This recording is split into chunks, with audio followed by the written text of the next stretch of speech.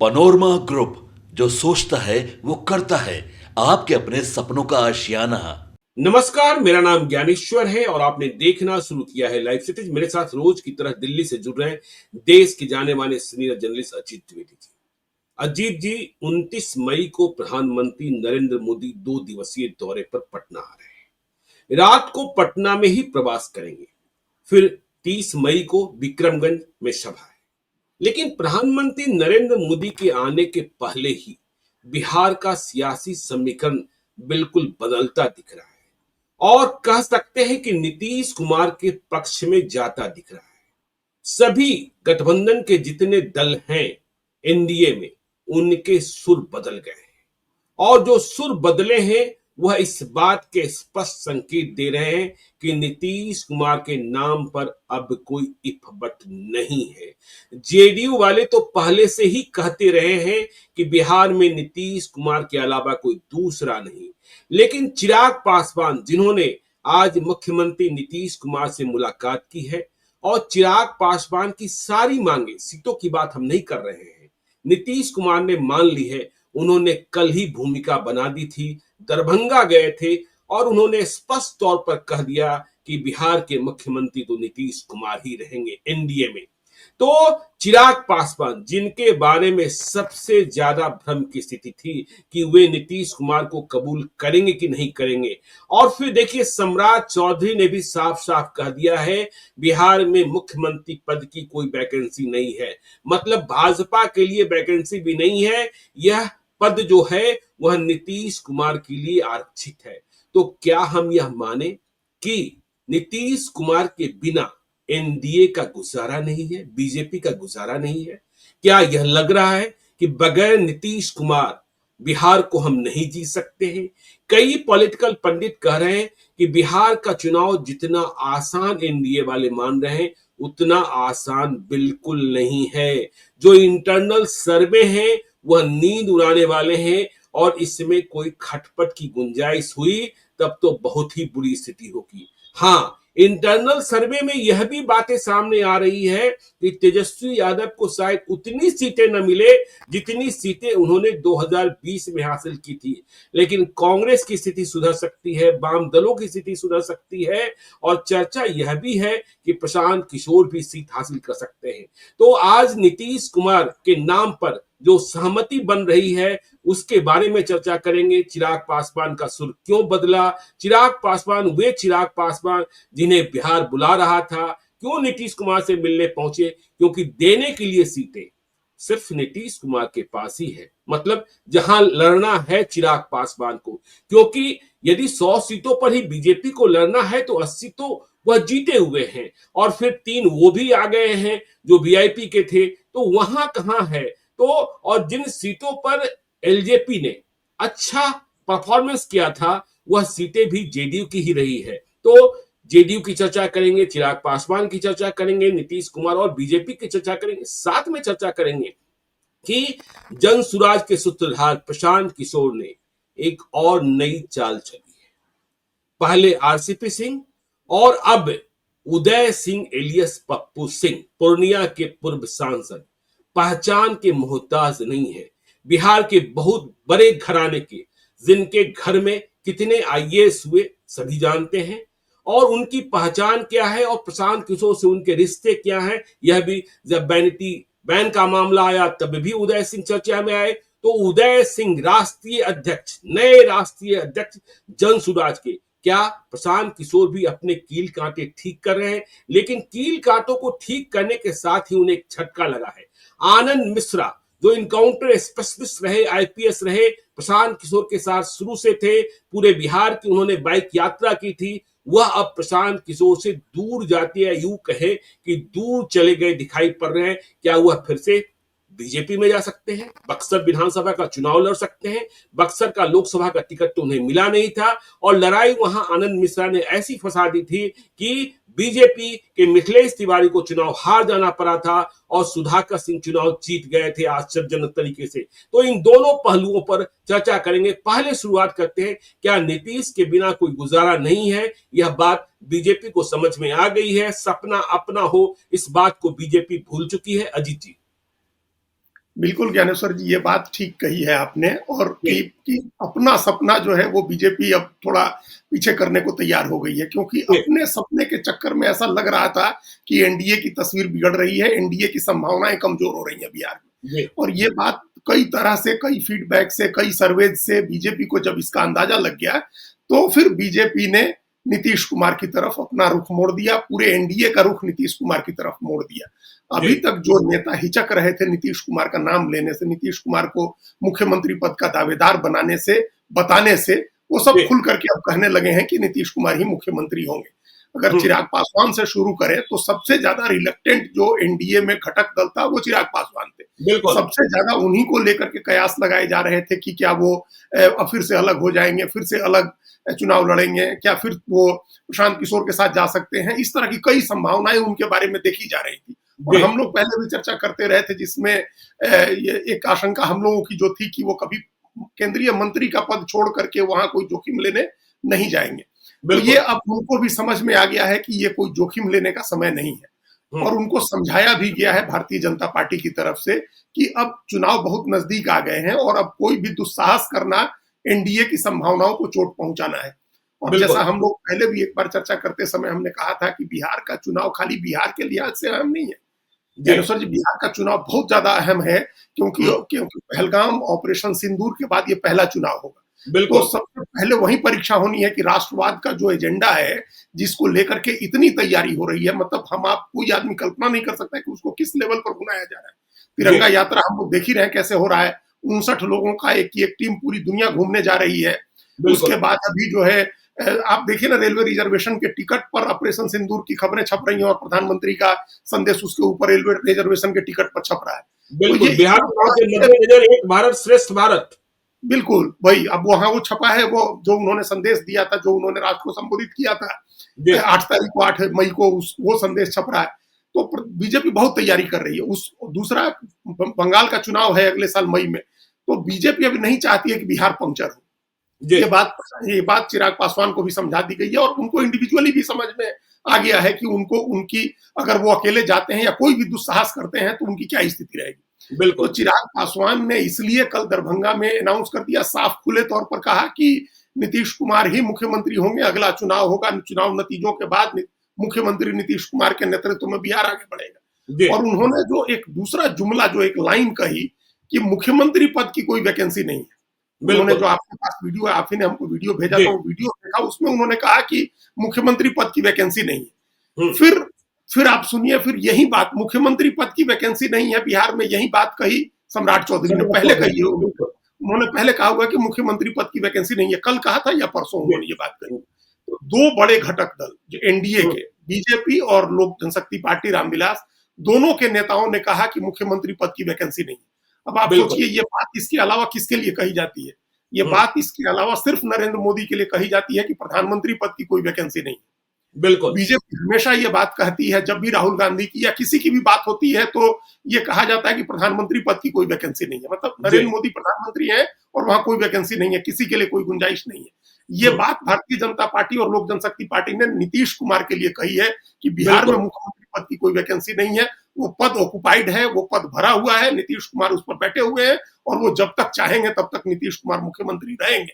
ये बात कल आप ही के आलोक को इंटरव्यू देते हुए नीरज कुमार ने कही। जब वो बात हो प्रशांत किशोर के संदर्भ में, तो उन्होंने कहा कि नीतीश कुमार जब तक चाहेंगे तब तक मुख्यमंत्री। पहले संजय गांधी ने भी कहा था, पहले संजय झा ने भी कहा था, उन्होंने भी कहा था और ये नारा दिया ही है कि 25 से 30 फिर से नीतीश। तो एक लाइन से आप तीनों पार्टियां देखिए, आरजेडी देखिए, नीतीश कुमार के छोटे भाई हैं, छोटे भाई जाकर के मिले, वो जाकर के वो मिले। और जीतन राम मांझी के बारे में हर व्यक्ति जानता है कि जैसा सद्भाव नीतीश कुमार का उनके प्रति है, वैसा उनके साथ उन दोनों का एक दूसरे का म्यूचुअल है। कुछ भी कहे, कई बार कुछ भी नीतीश कुमार बोले या वो बोले, दोनों के बीच जो सद्भाव है वो एकदम गर्भनाल से दोनों जुड़े हुए दिखते हैं। तो अब ये देखिए कि आप, सम्राट चौधरी ने कहा कि मुख्यमंत्री पद की वैकेंसी नहीं है, नीतीश कुमार रहेंगे। चिराग पासवान ने कहा मुख्यमंत्री पद की वैकेंसी नहीं है, नीतीश कुमार रहेंगे। नीरज कुमार ने कहा कि मुख्यमंत्री पद की वैकेंसी नहीं है और नीतीश कुमार जब तक चाहेंगे तब तक मुख्यमंत्री रहेंगे। उपेंद्र कुशवाहा जाकर के मिले छोटे भाई की तरह, नीतीश कुमार ने उनके कंधे पर हाथ रखे, उनको स्नेह दिया। तो अब क्या बचा एनडीए? इसका मतलब एनडीए ने तो अब अनाउंस कर दिया ना कि मुख्यमंत्री नीतीश कुमार होंगे, कोई वैकेंसी नहीं है। बिल्कुल बिल्कुल। और ये मैसेज साफ, जो अमित शाह ने कंफ्यूजन पैदा किया था वो कंफ्यूजन खत्म हो गया। और आज चिराग पासवान और नीतीश कुमार की जो मुलाकात हुई वो बहुत सौहार्दपूर्ण मुलाकात हुई। और कहा जाता है कि सीटों की बात नहीं हुई, लेकिन जितनी बातें चिराग ने रखी उन सभी बातों को नीतीश कुमार ने मान लिया और तत्काल दीपक प्रसाद को बुलाया और कहा कि ये सारे काम तुरंत हो जाने चाहिए, जिसमें रामविलास पासवान की आदमकद प्रतिमा लगाए जाने की चिराग पासवान की मांग भी मंजूर कर ली गई। नीतीश कुमार ने कहा अरे इसमें क्यों, क्या बात है, क्यों नहीं। तो नीतीश कुमार का वह सद्भाव भी दिखा। और अब जब नेतृत्व स्पष्ट हो गया है तो फिर बचा क्या है। बिल्कुल ठीक बात है। ये दोनों के बीच बर्फ पिघलनी जरूरी थी। बर्फ जम गई थी पिछले लोकसभा चुनाव के बाद, दोनों में नजदीकी हुई थी। लेकिन फिर हम लोगों ने देखा कि इस साल जो दही चूड़ा का भोज जो रखा था रामविलास पासवान के, मतलब वो चिराग पासवान ने अपनी पार्टी के कार्यालय में, वहां नीतीश कुमार ने जो जिस तरह से खेल किया कि वो समय से बहुत पहले पहुंच गए और फिर निकल भी गए वहां, उसके बाद से थोड़ी फिर दोनों के रिश्तों पर बर्फ जम गई थी। ऐसा लग रहा था कि दोनों के बीच तनाव है। और कई जगह ये खबरें चलने लगी थी कि क्या चिराग पासवान फिर से धोखा देंगे नीतीश कुमार को, या फिर से एनडीए के साथ एनडीए के लिए मुश्किल पैदा करेंगे। तो वो बर्फ पिघलनी जरूरी थी, वो बर्फ पिघल गई। कल उसकी शुरुआत हो गई थी जो दरभंगा में चिराग पासवान ने कहा, और आज उनकी मुलाकात ने उसको और स्पष्टता ला दी है। देखिए, रामविलास पासवान के प्रति नीतीश कुमार का कोई दुराग्रह नहीं रहा है। दोनों के बीच जो है जो राजनीतिक प्रतिद्वंदिता रही हो, लेकिन लंबे समय तक दोनों एनडीए में साथ रहे, साथ राजनीति की। और एक दौर था, इनकी राजनीति का एक समय रहा, 30 साल 35 साल इन्हीं का समय रहा। तो वो जरूर चाहेंगे कि रामविलास पासवान की मूर्ति लगे, और ये आइडेंटिटी की पॉलिटिक्स के लिए बहुत ही जरूरी चीज होती है। ज्ञानेश्वर जी की सड़कों के नाम नेता के नाम पर हो, इमारतों के नाम नेता के नाम पर हो, मूर्ति लगे नेता की, आइडेंटिटी की पॉलिटिक्स के लिए बहुत जरूरी होती है। तो 5% वोट की आइडेंटिटी की अगर राजनीति हो रही है, 4-5% वोट की, तो ये उसके लिए कोई बड़ी कीमत नहीं है। नीतीश कुमार तैयार हो गए, उनका अपना सद्भाव भी है और एक अभी चुनाव भी है, उसकी वजह से उनकी मूर्ति लगना और भी दूसरी डिमांड्स जो है चिराग पासवान की, उन पर उन्होंने वो मान ली है। तो अब ये दोनों में एक दरवाजा खुल गया, एक खिड़की खुल गई कि अब दोनों के बीच बातचीत हो। नहीं तो पहले तो हम लोगों ने भी चर्चा की थी कि नीतीश कुमार ने कह दिया था कि हम कोई लोड नहीं लेंगे चिराग पासवान का, जिसको भारतीय जनता पार्टी समझे उनकी सीटों का। तो चिराग पासवान के लिए भी बहुत जरूरी था कि नीतीश कुमार के यहाँ बर्फ पिघले। तो पिछली बार जब वो लड़े थे तो वो सारी सीटों पर लड़े थे जहां 116 सीट 115 सीट नीतीश कुमार लड़ रहे थे। उन तमाम सीटों पर उन्होंने अपने उम्मीदवार उतारे थे।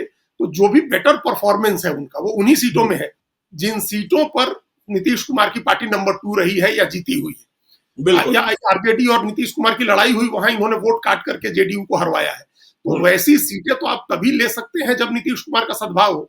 अगर नीतीश कुमार कह रहे कि हम वो सीटें नहीं छोड़ेंगे, हम उन सीटों पर लड़ेंगे, और बीजेपी के पास है ही नहीं सीटें, जो आपने सब बता ही दिया कि बीजेपी के पास तो कितनी सीटें बचती है कि जहां से वो दे देगी इनको। चिराग पासवान को तो पूरी तरह से नीतीश कुमार का सद्भाव चाहिए ही, तभी उनको सीटें मिलेंगी। कुछ मन माफिक और कुछ बिना मन के, कुछ ऐसे मतलब भर्ती वाली सीटें मिलेंगी, जो भी मिलेगी वो नीतीश कुमार के सद्भाव से। 2020 की तुलना में बात करें अजीत जी, तो एनडीए में सिर्फ 8 सीटों की रिक्तियां है ना, कि मुकेश सहनी के को 11 सीटें मिली थी, 4 उनमें जीत ली थी, एक का निधन हो गया, फिर वहां दूसरी स्थिति हुई। तो जो 8 सीटें बची हुई है जहां मुकेश सहनी हारे थे, वही रिक्तियां है ना। बाकी सीटें तो चिराग पासवान को और उपेंद्र कुशवाहा को बीजेपी और जेडीयू से ही प्राप्त करना है।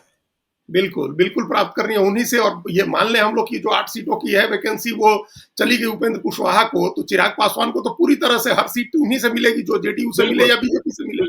तो ये स्थिति के लिए जरूरी था उनको। हम बार बार ये बात कहते हैं कि व्यवहारिक राजनीति जब नेता को समझ में आ जाएगी, व्यवहारिक मुश्किलें समझ में आ जाएंगी, उसके बाद दरवाजे खुल जाते हैं, उसके बाद बातचीत आसान हो जाती है। जब तक आप किसी यूटोपिया में रहते हैं, जब तक आप किसी कल्पना लोक में रहते हैं, जब तक आप आंख पर पट्टी बांधे रहते हैं, या कोई आदमी आपके कान में बता रहा होता है कि अरे आपकी तो आंधी चल रही है, आप तो अकेले भी लड़के 40 सीट जीत जाइएगा, तब तक आप कुछ नहीं देख पाते हैं। अब इन सबके सामने सच्चाई आ गई है, वास्तविक तस्वीर आ गई है। आप जिसकी बात कर रहे थे, जो सूत्रों की बात, वो बिल्कुल सही बात है। वो कि जो इंटरनल सर्वे बीजेपी का हुआ, जिसकी रिपोर्ट आरजेडी के पास भी, आरजेडी के लोगों ने भी अपना सर्वे कराया है, उसकी एक फाइंडिंग तो ज्ञानेश्वर जी जो इंडिपेंडेंट जो चैनल वाले भी कर रहे हैं, प्री पोल ओपिनियन कराए जा रहे हैं, वो उसमें एक चीज तो ये है कि बिहार की विधानसभा अभी जो स्थिति है, इस स्थिति में बहुत बुरी तरह से त्रिशंकु होने जा रही है, बहुत ही बुरी तरह से त्रिशंकु होने जा रही असेंबली 2025 में बिहार में असेंबली, हंग असेंबली, किसी गठबंधन को बहुमत नहीं मिलने जा रहा है। आप सोचिए ऐसी स्थिति हो रही है।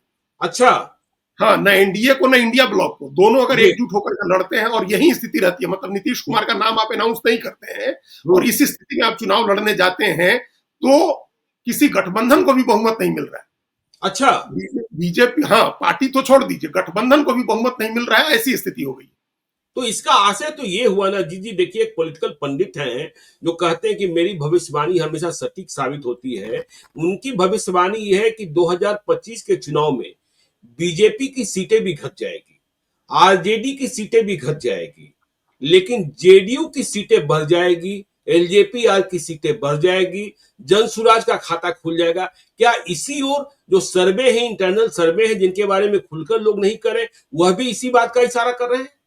बिल्कुल इसी बात का इशारा कर रहे हैं ज्ञानेश्वर जी। और आप 2005 के फरवरी का चुनाव याद करिए, उस तरह के नतीजे आएंगे जब किसी गठबंधन को बहुमत नहीं मिलेगा और सरकार बनाने के लिए मुश्किल आ जाएगी। अगर अभी की स्थिति में, और ये स्थिति अभी है, इस स्थिति में आप मोटे तौर पर ऐसा समझिए सीटों का आंकड़ा कि 50 सीट पर आरजेडी, 50 सीट पर भारतीय जनता पार्टी, 40 सीट पर जेडीयू, 30 सीट पर कांग्रेस। कांग्रेस की सीटें जो आप कह रहे हैं ना, आरजेडी की सीटें नहीं इंप्रूव करेंगी, आरजेडी की सीटें कम होंगी, कांग्रेस की सीट इंप्रूव कर जाएगी जैसा लोकसभा में हुआ। और 25 से 30 सीट प्रशांत किशोर, 10 से 12 सीट प्रशांत किशोर, मतलब आप ये नहीं कह रहे, देखिए जो पॉलिटिकल पंडित कह रहे हैं खाता खुलेगा, लेकिन आप 25 से 30 सीटों की बात करें तो मुझे 2005 में फरवरी में रामविलास पासवान की ताला चाबी की याद आ गई कि किस तरीके से क्या क्या हुआ था।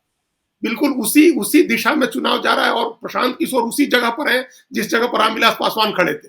देखिए अच्छा। प्रशांत किशोर आज कह रहे हैं कि 243 सीटें लड़ेंगे, लेकिन उनके पास सीटों की सूची है कि किन सीटों पर हमको ताकत लगा के लड़ना है जहां हम चुनाव जीत जाएंगे। तो वो सीटें उनको पता है कि किन सीटों पर लड़ना है, किस तरह से लड़ना है, किस तरह का कैंडिडेट देना है। तो इतनी हंग होनी है असेंबली 2005 के फरवरी की तरह। तो ये बात जैसे पता चली है, जिस तरह ये जो फीडबैक मिला है, उस फीडबैक के लेफ्ट की सीटें भी इंप्रूव करेंगी, लेफ्ट की सीटें भी बढ़ेंगी। तो ये जैसे ही ये बातें पता चली हैं, एनडीए के भीतर इस बात को लेकर के खलबली हुई है। एनडीए के भीतर ये सोच बनी है कि भाई नीतीश कुमार के बिना एनडीए का गुजारा नहीं है। नीतीश कुमार का नाम अगर ले दिया जाए, नीतीश कुमार को अगर मुख्यमंत्री पद का दावेदार घोषित कर दिया जाए, तब ये चीजें बिल्कुल ही बदल जाएंगी, एकदम सारी चीजें बदल जाएंगी। अभी सबसे ज्यादा चिंता जो है, हर आदमी को सबसे ज्यादा चिंता प्रशांत किशोर की हो रही है। और जब से उन्होंने आरसीपी को साथ लिया है, आरसीपी सिंह को, तब से तो ये चिंता और बढ़ गई है। तब से तो जब जो कल हिंट कर रहे थे तेजस्वी यादव की, आपको पता है कि आरसीपी सिंह किसके साथ थे और प्रशांत किशोर किसके साथ थे, तो ये खेल किसके लिए हो रहा है। वो समझ रहे हैं कि उनके लिए खेल हो रहा है, उनको निपटाने के लिए खेल हो रहा है। लेकिन बीजेपी अलग समझ रही है, बीजेपी समझ रही है कि उसको निपटाने के लिए खेल हो रहा है।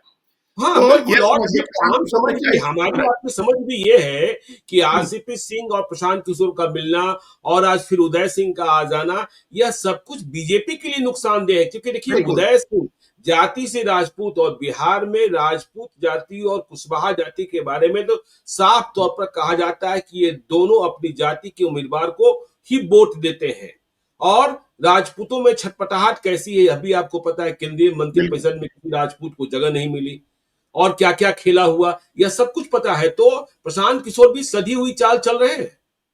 हाँ, तो और उनको लेकर के दोनों तरफ चिंता हो गई है। नुकसान हो ज्यादा बीजेपी का करते दिख रहे हैं। देखिए, अगर कोयरी कुर्मी धानुक का वोट टूटता है, प्रशांत किशोर ले आए हैं आरसीपी सिंह को, अगर आरसीपी सिंह कुछ भी डेंट करते हैं, उस कोयरी कुर्मी धानुक का जो 8 से 9% का एक वोट बैंक बताते हैं, 10% का, उसमें जो भी डेंट होगा तो बीजेपी का नुकसान होगा ना। बिल्कुल, तो पूरी तरह से बीजेपी जेडीयू का नुकसान करेंगे, एनडीए का नुकसान करेंगे।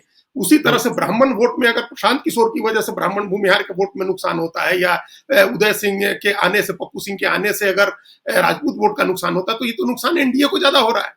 तो इस बात तो एनडीए की बेचैनी है, लेकिन तेजस्वी यादव भी बेचैन है, क्योंकि उनको सबसे ज्यादा चिंता इस बात की है कि प्रशांत किशोर मजबूत होते नहीं दिखे। देखिए, प्रशांत किशोर अगर मजबूत होते दिखेंगे और ये मैसेज होगा कि उनके साथ भूमिहार ब्राह्मण राजपूत भी आ रहा है और कोयरी कुर्मी धानुक भी आ रहा है, तो मुसलमान को जाने में कोई दिक्कत नहीं होगी। तो ये चिंता तेजस्वी यादव को भी है कि फिर तो उनका भी नुकसान करेंगे। तो बिल्कुल। इसलिए ये जो नया समीकरण बना है, इस समीकरण ने दोनों की चिंता बढ़ा दी है और विधानसभा के और ज्यादा हंग होने की संभावना प्रबल कर दी है।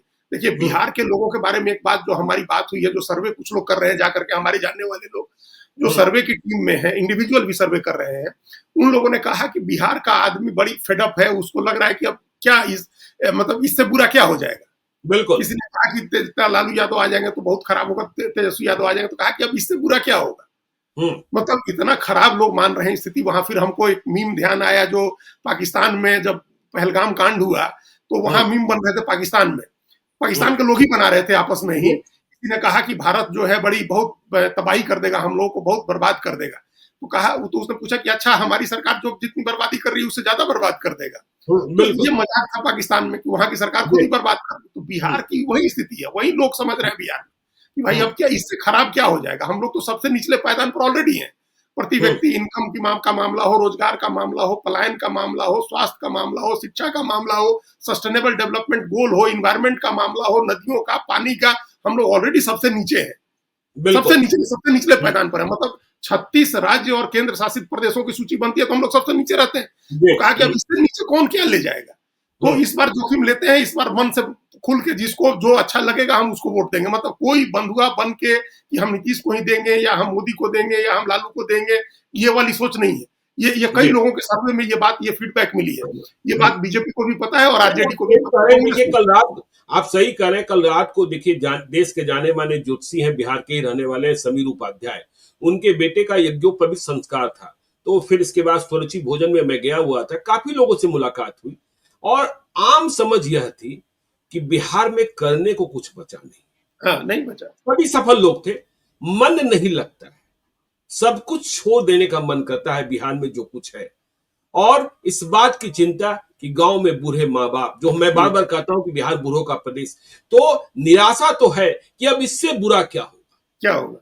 वो इससे बुरा क्या होगा। जब आदमी ये सोच ले कि अब इससे बुरा क्या होगा, तो फिर तो वो क्यों फिर किसी को वोट देगा। आप किसी के भय से क्यों वोट देगा, या किसी के प्रति क्या वो अपना रुझान दिखाएगा, क्या खुशी दिखाएगा।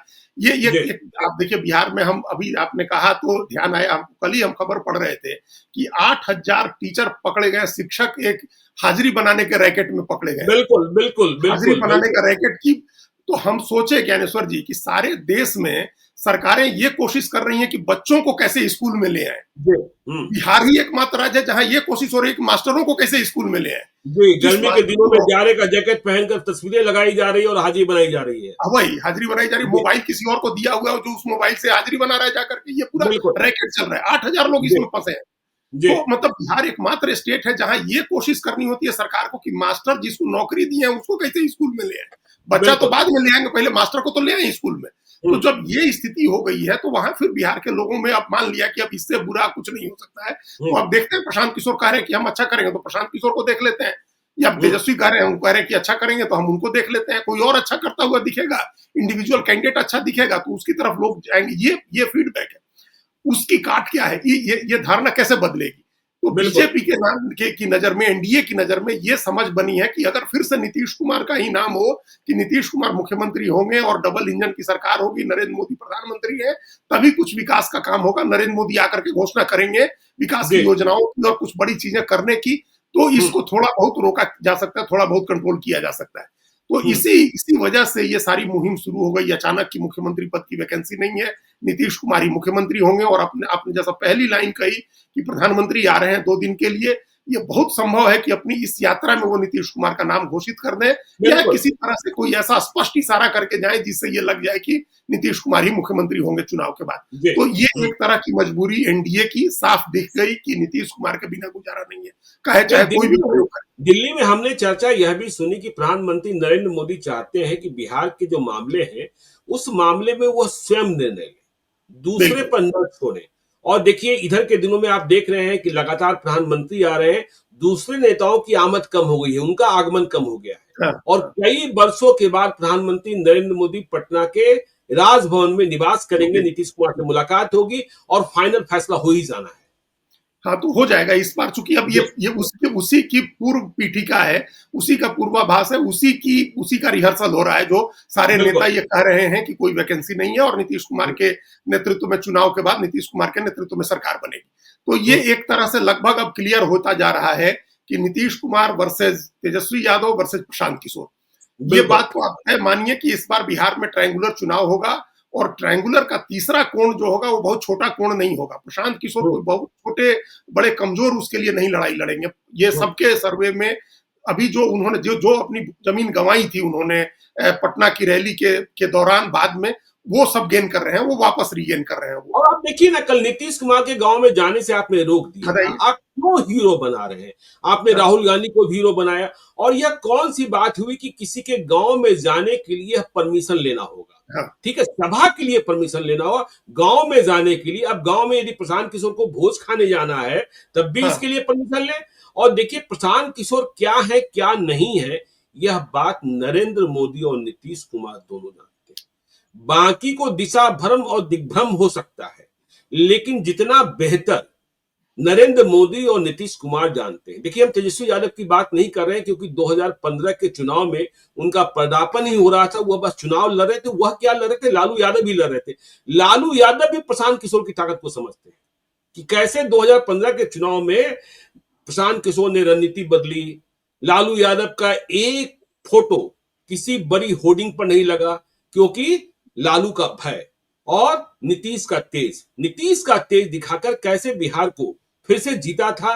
और नीतीश कुमार को जो उदासी थी, नीतीश कुमार जिस मातम में थे, पुराने लोग कहते हैं कि नीतीश कुमार को भरोसा नहीं होता था कि 2015 जीत लेंगे, लेकिन यह प्रशांत किशोर का चमत्कार था, रणनीति थी।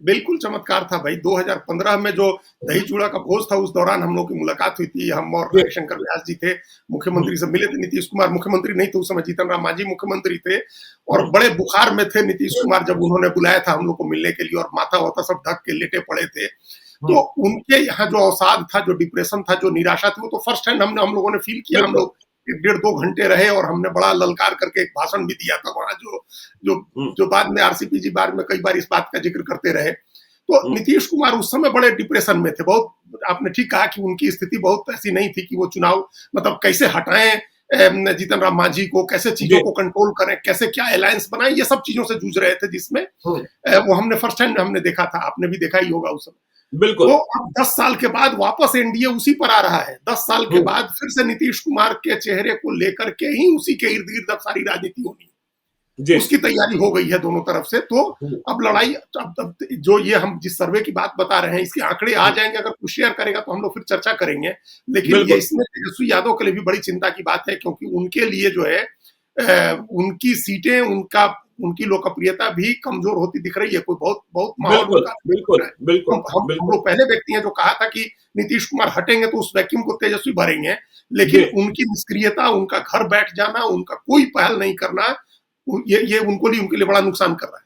हाँ, मुख्यमंत्री के रूप में वे लोकप्रिय हो सकते हैं, लेकिन उनकी पार्टी और उनके उम्मीदवारों को लोग पसंद करेंगे, यह बात कहां, यह तो किसी सर्वेक्षण में बताया ही नहीं गया है। नहीं आया। हाँ जी, बिल्कुल ठीक बात है। तो अब आगे जो है, तो नीतीश कुमार तो ठीक है। अब नीतीश कुमार की सेहत देखिए, नीतीश कुमार, यह बात तय हो गई कि जब 29 मई को प्रधानमंत्री आएंगे तो साफ साफ संकेत मिल जाएगा कि नीतीश कुमार के हवाले ही बिहार है और नीतीश कुमार को ही फिर जीतना है। तो देखिए, नीतीश कुमार में कहीं दाग बट्टा तो है नहीं। सेहत की जो बात कर लीजिए, और फिर वही चर्चा होती है जब आप नीतीश कुमार के विकल्पों पर चर्चा करने लगते हैं, तो फिर सुनने में चले जाते हैं कि नीतीश कुमार का विकल्प कौन, और यही नीतीश कुमार जीत जाते हैं। क्या 2025 में फिर से ऐसा ही होने जा रहा है? बिल्कुल ऐसा ही होने जा रहा है। बिल्कुल ज्ञानेश्वर जी, यही होगा नीतीश कुमार के लिए। अभी चुनाव जीतेंगे, अभी उस पर हम लोग नहीं आएंगे, लेकिन स्थिति जो दिख रही है, एकदम बिखराव जो दिख रहा है कि सत्यनारायण भगवान के प्रसाद की तरह जो बटना वोट सभी पार्टियों में, और रायता फैलना जिसको कहते हैं कि रायता फैल जाए समेटा न जाए, वो स्थिति नहीं रहेगी। कंसोलिडेशन होगा, एनडीए के वोट का कंसोलिडेशन होगा।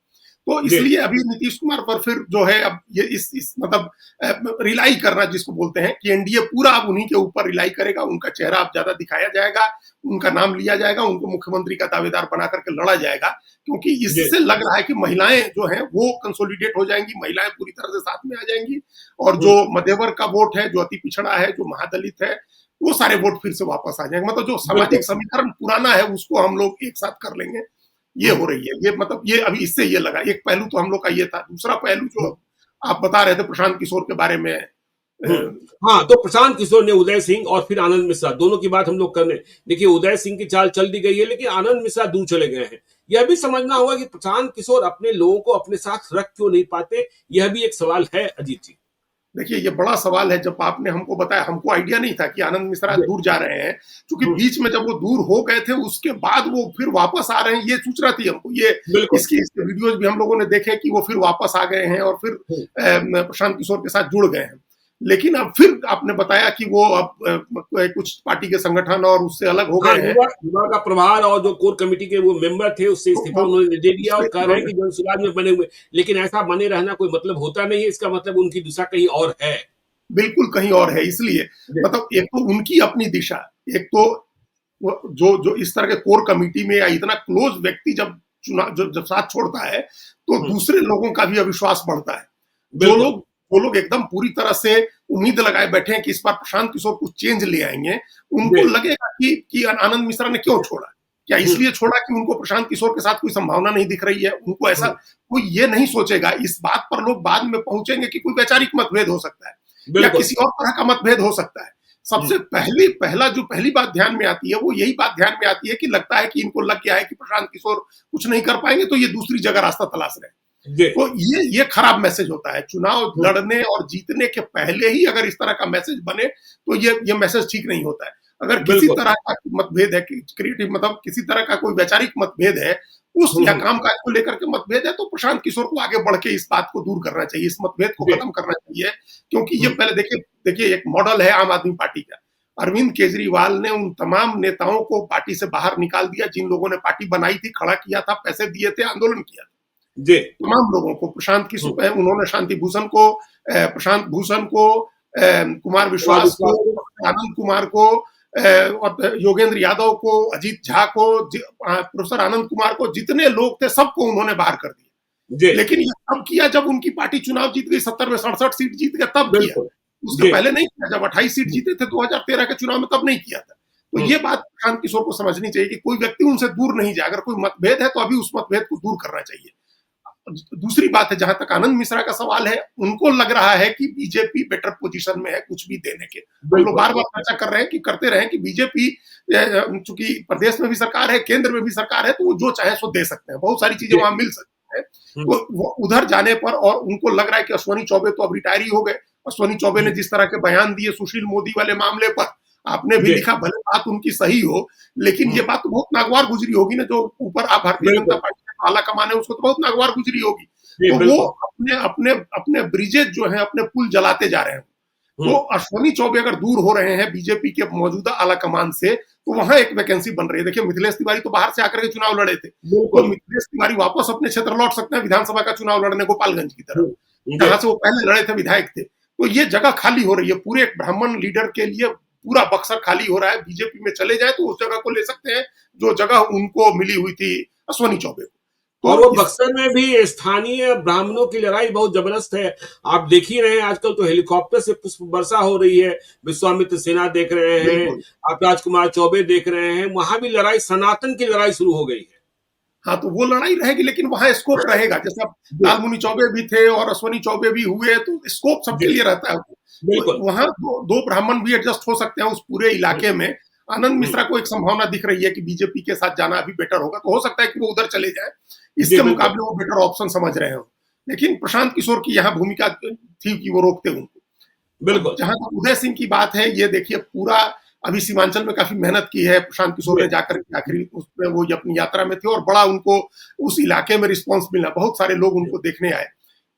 जिस तरह का मैसेज पिछड़ी जातियों के वोट में, जिस तरह का मैसेज आरसीपी सिंह के जरिए गया है, उस तरह का एक मैसेज पप्पू सिंह के जरिए जाएगा फॉरवर्ड्स वोट में, राजपूतों के वोट में और सीमांचल के पूरे इलाके में। अब बिल्कुल। और जाकर सीमांचल तो यदि अररिया छोड़ दीजिए अजीत हाँ, जी, वो कारण दूसरे रहे तो पूर्णिया देख लीजिए, कटिहार हम्म, देख लीजिए, किशनगंज देख लीजिए, वहां तो नए के लिए जगह है ही ना। है जगह, वहां तो बिल्कुल नए जगह। के लिए जगह है। आप रुपौली विधानसभा का उपचुनाव देख हाँ, लीजिए, तो दोनों से परेशान है लोग, एनडीए से और इंडिया ब्लॉक दोनों से। तभी तो उन्होंने क्या देखिए पप्पू यादव को जिता दिया, शंकर सिंह को जिता दिया, और एनडीए से नाराजगी की फिर किशनगंज में देखा ही आपने, ठीक है, हाँ। वहां वोट भी अधिक है, कटिहार भी देखा आपने। हाँ, तो ये इस स्थिति को कैपिटलाइज करने, इसको अपने फेवर में घुमाने के लिए कोशिश कर रहे हैं प्रशांत किशोर। उसमें भी पप्पू सिंह का चेहरा, उदय सिंह का चेहरा एक बड़ा चेहरा है। परिवार की पृष्ठभूमि है, जो आपने कहा, ही परिवार की पृष्ठभूमि है और बड़ा सम्मान है परिवार का। उस इलाके में नहीं, हर जगह उनके परिवार का सम्मान है और वो निस्वार्थ भाव से प्रशांत किशोर की मदद कर रहे थे। चाहे शेखपुरा हाउस में प्रशांत किशोर के रहने का हो या उनकी वैनिटी वैन का लगना हो गांधी मैदान में, लोग चाहे कुछ भी कहें, पप्पू सिंह को कुछ ऐसा नहीं चाहिए। अब क्या दे देगा कोई भी व्यक्ति उनको, मतलब उनके धन संपत्ति और उनके सम्मान, उनमें क्या बढ़ोतरी कर देगा कोई भी आदमी? वो एमपी रहे हुए हैं, बिल्कुल बिल्कुल, किसी पद से उसमें कोई बढ़ोतरी नहीं होनी है। तो इसका मतलब कि उनका एक कमिटमेंट है कि बिहार में अगर कोई व्यक्ति बदलाव के लिए आगे बढ़ा है तो उसकी मदद करनी चाहिए, इसलिए वो मदद कर रहे थे। तो अब अगर वो राष्ट्रीय अध्यक्ष बनते हैं तो ये पॉजिटिव सिग्नल है। ये सेकंड फेज है ज्ञानेश्वर जी। हमको लग रहा है कि प्रशांत किशोर की राजनीति का ये सेकंड फेज है, जिस फेज में वो पॉलिटिकली इन्फ्लुएंशियल लोगों को जोड़ रहे हैं। पहले वो जोड़ रहे थे, बहुत कम पॉलिटिकली इन्फ्लुएंशियल लोग जुड़ रहे थे। पहले आईएएस लोग, रिटायर्ड आईएफएस, रिटायर्ड आईपीएस, इस तरह के लोग, सामाजिक कार्यकर्ता या अति उत्साही युवा जुड़ रहे थे। अब वो स्टैब्लिश पॉलिटिशियंस जो है पुराने, उनको जोड़ रहे हैं अपने साथ। ये सेकंड फेज है। इसके बाद का फेज होगा। देखिए, वो एक एक दिन की प्लानिंग किए हुए हैं। अभी हम लोगों ने कल उनकी चर्चा की कि कल उन्होंने जो है कल्याण बिघा गए वो, और उनके पार्टी में आरसीपी शामिल हुए। आज भी हम लोग उदय सिंह को लेकर के चर्चा कर रहे हैं। कल वो सिताबदियर से जाकर के बदलाव की यात्रा शुरू करेंगे। तो अपनी उन्होंने रोज का कैलेंडर बना रखा है कि कैसे मीडिया स्पेस कैप्चर करना है, कैसे लोगों के इमेजिनेशन में जाना है। असली चीज ज्ञानेश्वर जी ये होती है, पहले नेता लोगों के इमेजिनेशन में जाते हैं और उसके बाद फिर उनकी जीत धरातल पर दिखती है। तो प्रशांत किशोर इस कोशिश में लगे हुए हैं और इसको लेकर के सभी पार्टियों को सावधान हो जाना चाहिए। चलिए, सभी पार्टियों को सावधान होना चाहिए। देखिए, बिहार की सियासत तेजी से बदल रही है। नीतीश कुमार ही मुख्यमंत्री के चेहरा होंगे, यह बात स्पष्ट हो चुकी है। चिराग पासवान भी मान चुके हैं और सम्राट चौधरी ने भी कह दिया है, नरेंद्र मोदी ऐलान ही कर दे, इस बात की संभावना है। और देखिए, जो इंटरनल सर्वे है वह नींद उड़ाने वाले हैं। कहा जा रहा है आरजेडी और बीजेपी दोनों की सीटें कम होने वाली है, जेडीयू की सीटें बढ़ेगी, एलजेपीआर की सीटें बढ़ेगी और प्रशांत किशोर का खाता भी खुल जाएगा। फिर क्या होगा 2025 में, यह भी बताएंगे। आप देखते रहिए लाइव सिटीज को। यदि अब तक आपने हमारे यूट्यूब चैनल लाइव सिटीज को सब्सक्राइब नहीं किया है तो जरूर कर लीजिएगा, और यदि इस वीडियो को आप फेसबुक पेज के माध्यम से पेज को लाइक कीजिएगा, हैंडल एक्स पर भी हमें फॉलो कीजिए। धन्यवाद।